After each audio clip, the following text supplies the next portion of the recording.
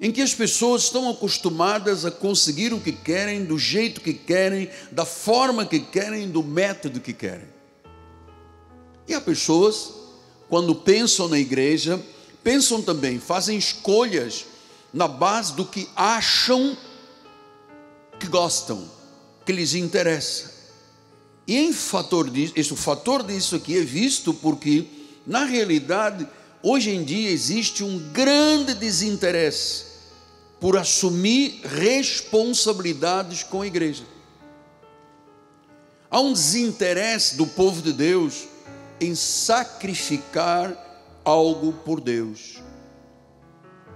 São indiferentes ao valor do que Deus chama o padrão de Deus. Como é que se procede quando se pertence? O apóstolo São Paulo diz em 1 de Timóteo, ele estava escrevendo a um filho na fé, um jovem, dizem os pesquisadores, teria de 16 a 18 anos de idade, muito tímido, e ele diz: para que se eu tardar, fique ciente de como se deve proceder na casa de Deus. Então nós temos que ter ciência como se procede na casa de Deus. Como é que se procede na empresa? Bom, ela tem regras. Como é que se procede num tribunal? Tem regras. Como é que se procede num hospital, num grande escritório? Como é que se procede? Tem procedimentos. Quebrados trazem consequências negativas. Então Paulo diz: como se deve proceder na casa de Deus, que é a igreja do Deus vivo. Ela é coluna, ela é pilar, ela é baluarte da verdade. A igreja é coluna, é baluarte da verdade. As verdades têm que sair da igreja. A igreja tem que ter um pilar de sustentação da vida das pessoas, e esse pilar, esta rocha, se chama Jesus. Então Paulo diz: você tem que entender como é que se procede na casa de Deus. Como é que se procede na casa de Deus? Você sabe que a maioria das chamadas igrejas hoje são lideradas por pessoas que não têm chamado de Deus, são empreendedoras independentes. Deus estabeleceu uma regra: como é que eu vou governar a minha igreja humanamente? Eu chamo apóstolos, profetas, evangelistas, pastores e mestres. Depois eu tenho uma área administrativa, eu tenho o diácono, o presbítero e o bispo. Esta é a forma de Deus governar, e a forma que nós temos que entender que é assim que se procede na casa de Deus. Então hoje você vê líderes que são empreendedores, são influencers, são coaches.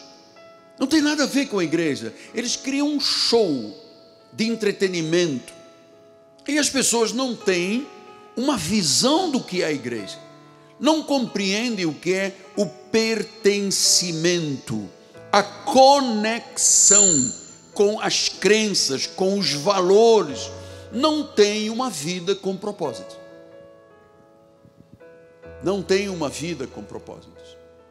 Então nós precisamos de entender que o nosso ministério é um ministério que exige o pertencimento, a conexão com as crenças da igreja, com os valores da igreja, para que a vida das pessoas tenha um propósito. Nós temos que amar a igreja por isso. Pertencer à igreja é criar raízes. Pertencer à igreja é viver numa igreja com sanidade doutrinária, a sã doutrina de Cristo. Porque o que eu vejo aí não tem sanidade nenhuma. Você vê os cultos, hoje estão aí na internet, você vê uma bizarrice, uma confusão, é muito óleo na cabeça, distribui farinha, é dança, são trejeitos. Amados, igreja tem que ter sanidade doutrinária, a sã doutrina de Cristo. Tem que ter ensinamentos fundamentais, tem que ter princípios, tem que ter a base de crenças, de práticas da fé, tem que saber sobre a doutrina da triunidade, da deidade de Cristo, Cristo é Deus, sobre santidade, onipotência, onipresença, onisciência de Deus, amor, justiça, são ensinamentos que são ensinados cuidadosamente e sistematicamente pelo apóstolo da igreja e os bispos que pregam na igreja.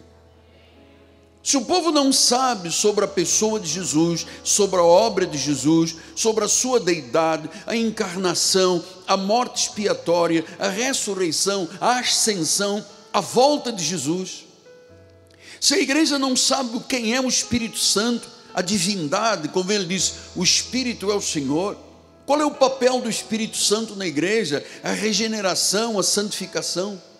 O povo tem que saber sobre a doutrina da salvação eterna, a graça, pela graça sois salvos. A igreja tem que entender sobre escatologia, os últimos tempos, a vinda de Jesus, a ressurreição dos mortos, o juízo final, o novo céu, a nova terra.